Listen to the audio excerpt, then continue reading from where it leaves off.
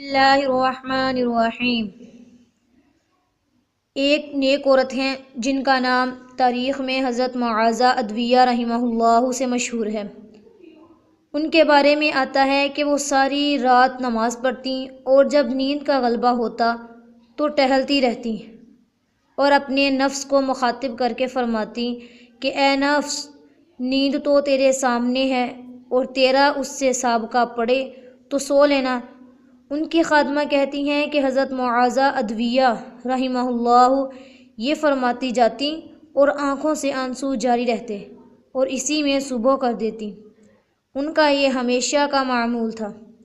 یہی معاذہ ادویہ رحمہ اللہ ہیں، جب دن کو سورج نکلتا تو فرماتی یہی دن ہے جس کا مجھ کو انتظار تھا، اسی دن میں دنیا سے سفر کروں گی۔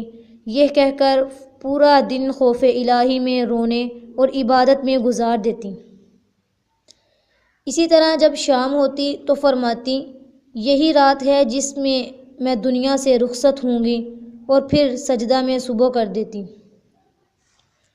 تو میری بہنوں، ایسی بھی نیک عورتیں تھیں جو اپنا سارا دن ساری رات اللہ کی عبادت میں سجدہ میں گزار دیتی۔